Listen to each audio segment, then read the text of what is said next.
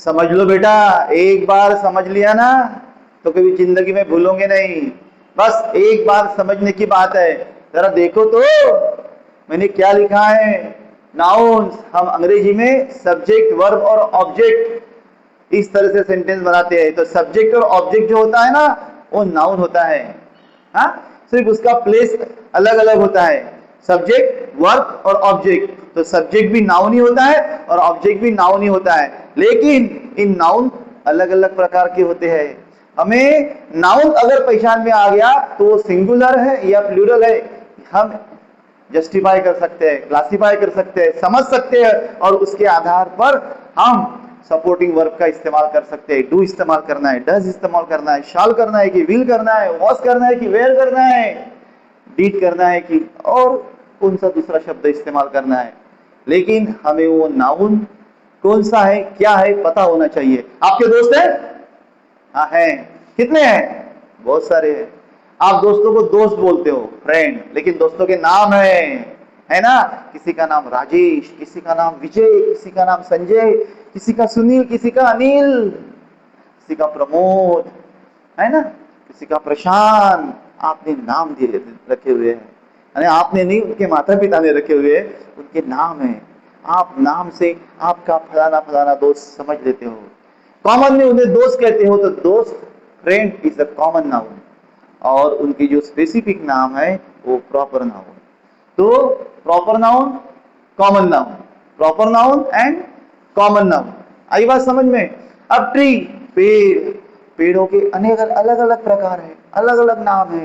Banyan tree, नीम tree, mango tree, है ना, अलग अलग नाम है, लेकिन ट्री क्या है? कॉमन है।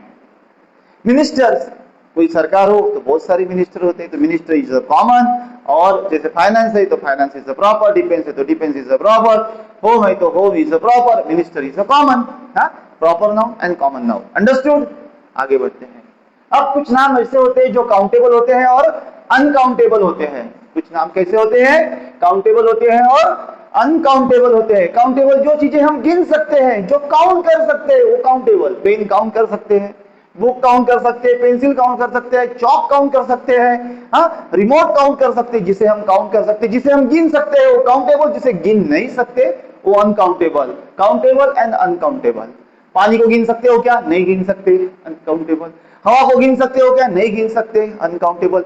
सर के बाल गिन सकते हो क्या? नहीं गिन सकते, here is uncountable. Dust is uncountable, smell is uncountable. आपके घर में जो दाल चावल है उसे भी हम गिन नहीं सकते, वो भी अनकाउंटेबल में आता है। हम राइस को राइसेस नहीं कहते, हाँ, वीट को वीट्स नहीं कहते, हाँ, ऑयल, आइस, एडवाइस, मनी, ये सब अनकाउंटेबल है, इसे हम गिन नहीं सकते।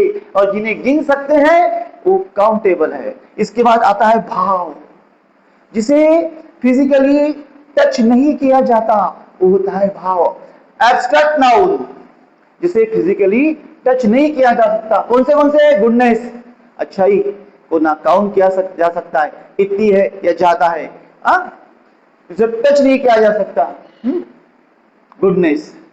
Happiness is a abstract noun. Knowledge, fear, anger, love, justice, bravery, patience, न जाने कितने, ये भाववाचक नाम है समझ में?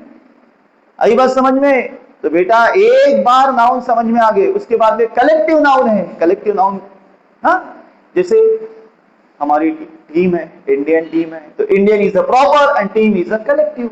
हमारी फैमिली है ना, फलाना फलाना फैमिली, उस फैमिली का हम नाम लेते हैं। गुप्ता फैमिली, तो Gupta is a proper and family is a collective noun. People, collective noun. Class is a collective noun.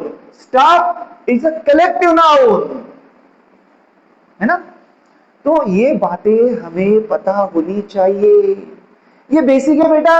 एक बार समझ गया ना, एक बार दिमाग में फिट बैठ गया ना, तो सेंटेंस बनाना आसान। सेंटेंस में ग्रामेटिकली गलतियां नहीं होंगी, ध्यान रहे। मिलते हैं अगले इसमें, लेकिन लाइक और सब्सक्राइब करना नहीं भूलें। आपका लाइक और आपका सब्सक्राइब मेरा हौसला बढ़ाएगा और हम अंग्रेजी सीखेंगे।